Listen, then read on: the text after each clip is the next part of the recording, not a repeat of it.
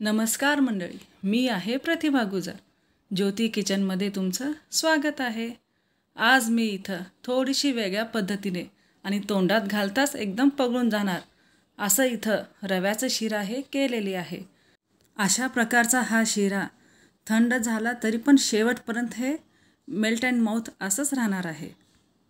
यासाठी आपल्याला 1 वाटी रवा, 1 वाटी साखर आणि काजू आणि बदाम जे की मी इथं तुकडे करून घेतले आहेत आणि ते पण आपल्याला जेवढे आपण घालू शकतो आवडीनुसार आपल्याला घ्यायचे आहेत. व 1 वाटी दूध असं आपल्याला हे घ्यायचं आहे. आता सगळ्यात पहिल्यांदा एका बाउलमध्ये मी इथं रवा घातली आहे. आता रवा आपण पाहू शकता, हे एकदम मी बारीक असं रवा इथं घेतलेली आहे. जर आपल्याला दाणेदार शिरा किंवा त्याला हलवा पण असं म्हणतात, जर पाहिजे असेल तर थोडं मोठं रवा आपण इथं घेऊ शकता. आता ह्या रव्यामध्ये मी 1 वाटी दूध हे मिक्स केली आहे. आता चमच्याच्या मदतीने आपल्याला हे पूर्ण असं व्यवस्थित असं फिरून घ्यायचं आहे आणि 10 मिनटासाठी ह्याला रेस्टवर ठेवून टाकायचं आहे. आता इथं मला साखरेचं पाक करायचं आहे आणि त्याच्यासाठी एका भांड्यामध्ये 4 वाटी एवढं पाणी आपल्याला मोजून घ्यायचं आहे आणि त्याच्यामध्ये 1 वाटी साखर हे असं भांड्यामध्येच आपल्याला घालायचं आहे. आता 4 वाटी पाणी मी मोजून घेतली आहे आणि त्याला हे 1 वाटी साखर हे घातलेली आहे आणि अर्धा चमचा एवढं विलायची पावडर आपल्याला घालायचं आहे. थोडंसं विलायची पावडर जास्त असेल तर काही हरकत नाही. आपला हलवा किंवा शिरा हे एकदम टेस्टीच होणार आहे. आता सगळं घालणं झाल्यानंतर हे परत आपल्याला एकजीव असं हे फिरवायचं आहे आणि फक्त एक उकळी येईपर्यंतच, म्हणजेच फक्त साखर पाण्यामध्ये पगळून जाईल एवढंच आपल्याला गरम करायचं आहे आणि मग पाणीला उकळी आलं की गॅस हे बंद करायचं आहे. आता हे साखरेचं पाक तयार झालं आहे. हे काय एकतारी वगैरे असं काहीही केलेलं नाही आहे. आता याला आपण बाजूला ठेवूया आणि आता कढईमध्ये मी 2 चमचे हे साजूक तूप घेतलेले आहे. आता याच्यामध्ये बदाम आणि काजू हे मी परतून घेणार आहे. आता बदामला भाजण्यासाठी वेळ जास्त लागतो, त्यासाठी मी पहिल्यांदा बदाम भाजून घेत आहे आणि हे 2 मिनटं भाजणं झाल्यानंतर याच्यामध्ये मी काजू पण घालणार आहे. आता आपण इथं पाहू शकता बदामने थोडासा कलर हे बदललेला आहे. मग अशा वेळेस मी इथं काजूचे तुकडे पण हे घालत आहे आणि आता काजू आणि बदाम हे एकत्र परत 2 मिनटासाठी फिरवणार आहे. काजू हे ला कलर हे लगेच येतो, त्याच्यामुळं हे जास्त उशीर अजिबात भाजायचं नाही, नाहीतर ते करपून जातील.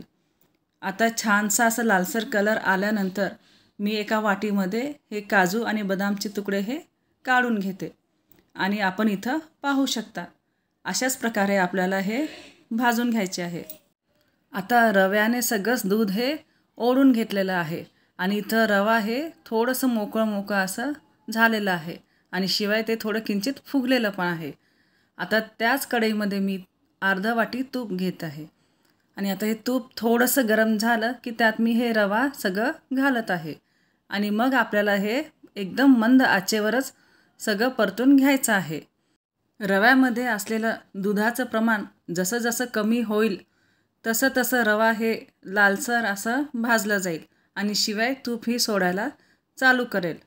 मग किमान 10 मिनटापर्यंत आपल्याला मीडियम गॅसवरच हे रवा पूर्णपणे भाजून घ्यायचा आहे आणि भाजण्याची पद्धत तुम्ही इथं पाहू शकता.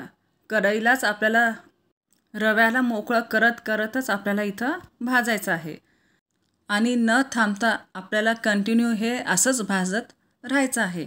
आता 5 मिनटं झाल्यानंतर रव्याने कलर हे बदललेला आहे आणि तूप पण सुटायला हे चालू झालेलं आहे. आता ह्या स्टेजला आपण रव्यामध्ये पाणी घातलं तर चालतं आहे, पण मला अजून थोडंसं लालसर असं रव्याचा शिरा हे खायला आवडतो, त्याच्यामुळे मी ह्याला आणि थोडंसं लालसर असं भाजत आहे. आता मस्त असं बदामी कलर रव्याला आलेला आहे आणि शिवाय जेवढं घातलं होतं तेवढं तूप पण इथं सुटलेलं आहे. आता अशा वेळेस मी रव्यामध्ये किंचित 1 वाटी एवढंच पाणी मी सुरुवातीला घालते, जेणेकरून गरम पाण्याला रवा लगेच फुलून येईल. मग असं झाल्यानंतर रवा फुलून आला की मग उरलेलं सगळंच पाणी मी कढईमध्ये सोडत आहे आणि परत ते 10 मिनटापर्यंत मी इथं फिरवत आहे. आता एकदम मीडियम गॅसवरच आपल्याला पूर्ण पाणी घातल्यानंतर 5 ते 10 मिनटापर्यंत असंच रव्याला फिरवत राहायचं आहे आणि 5 मिनटातच तुम्ही पाहू शकता रव्यातलं पाणी सगळं आटून पूर्ण शिरा हे तयारच होईल. त्यावर तळलेले सगळेच मी ड्रायफ्रूट्स घातलेली आहे आणि आता हे फक्त 2च मिनटापर्यंत आपल्याला फिरून घ्यायचं आहे. म्हणजे व्यवस्थित शिरा हे दमून पण निघेल आणि आपण पाहू शकता इथं खाण्यासाठी शिरा एकदम तयारच झाला आहे. आता ह्याच्यावर मी थोडंसं साजूक तूप पण घालत आहे. थोडं जास्त तूप घातलेला शिरा खूपच छान लागतो. पाहिजे तर तुम्ही घालू शकता, नाही घातलं तरी पण चालेल.